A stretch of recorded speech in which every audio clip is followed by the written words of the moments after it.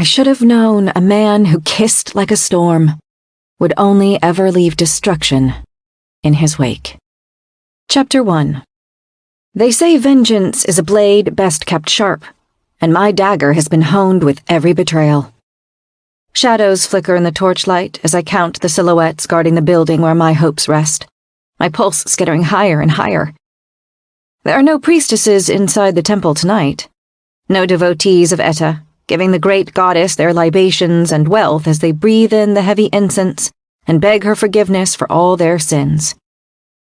Instead, 26 knights and their 26 direwolves prowl the silent ring of the citadel, waiting for the brave, the dumb, and the desperate, those foolish enough to risk life and limb for the chance to win the gifting. This is the third night of my watch, and the last chance I've got. I left it to the last moment to make my offering. The denizens from the other cities have already made theirs, and tomorrow they'll announce the few chosen by the goddess. There won't be another Retterheld in my lifetime, as there's never been more than one in a century. It's now or never. I've spent the previous 2 evenings tracking their movements, their patterns, watching, calculating, learning. The first night, I watched from the very edge of the wall, noting how long each loop of the temple took, where the knighted guards paused, and how often. And just as I expected, there is a rhythm and a pattern to it. Openings where, if I'm fast, which I am, I'll be able to get into the temple unseen. Last night I had crept closer, finding a small back window left ajar. That's going to be my way in. Sure, there's the slight issue in that the window is at least 12 feet off the ground, but climbs like that don't bother me.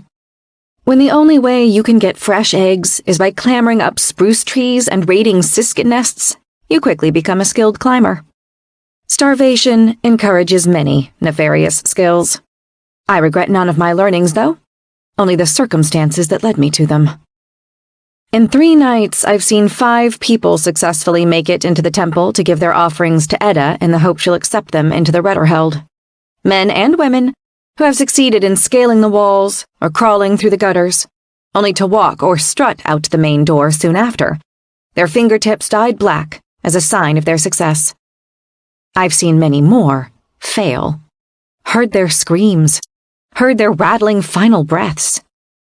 They won't haunt me, not when I've already become inured to death. Living in the slums is one long or short death sentence. Not that every applicant to the Retterheld dies. The richest would have already passed on coins to guarantee the healers happen to be nearby. But even if you make it into the temple, the goddess still has to choose you, to deem you worthy. Only then can you actually call yourself a Retling, a name I will get, or for which I will die trying. Another howl, another scream. I wince in sympathy. Mom might have been one of those healers once, standing ready with spells and potions. There had been a time when it had felt like she could heal all but death itself. But when it had come to it, even she couldn't defy morterdom. And now, here I am, in rags and desperation, risking everything for my sister. You can't stay here all night, Rose, I mutter to myself as I catch a shadow creeping along the outer wall of the 3rd ring. If I've spotted the other supplicant, chances are good that one of the guards will have seen them too. I wait for a cry to ring out, but there's none. I'm unsure if I feel relieved or disappointed. 6 of the Marathgian gods have temples within the 3rd ring of Rohelm, but none are as grand as Edda's. It's also usually the most frequented. But for the last week, this section of the 3rd ring has been under curfew.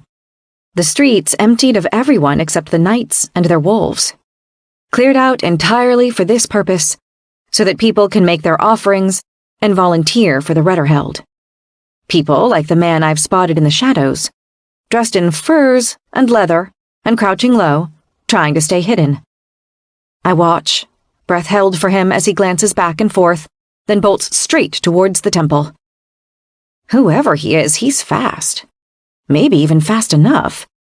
He's moving at such a speed, it's almost as if he's forgotten about the icy moat surrounding the temple. My chest clenches as I realize that's exactly what he's done. He's running full sprint towards thin ice.